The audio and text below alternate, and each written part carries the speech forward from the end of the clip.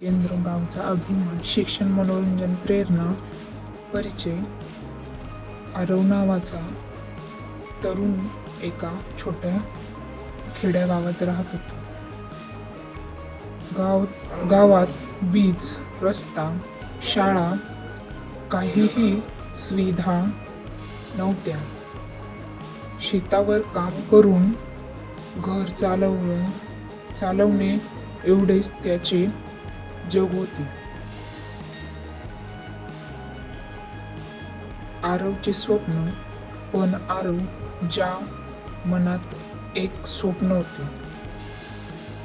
माझं गाव शिक्षणात आणि प्रगतीत कुणापेक्षा कमी नसावं. आरवचे रोजचे काम. तो दिवसाला शेतावर काम करायचा आणि रात्री गावच्या मुलांना शिकवायचा. सुरुवातीला मुलं कमी यायची, पण हळूहळू सगळं गाव त्याच्याकडे शिकायला येऊ लागलं. प्रतिक्रिया.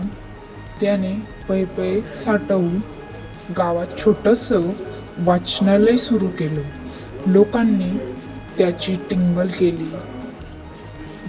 या पुस्तकांवर पोट भरतं का असे प्रश्न विचारले.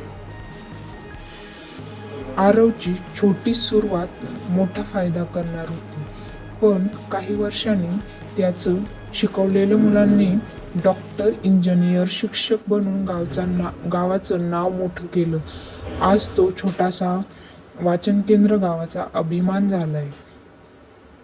तात्पर्य.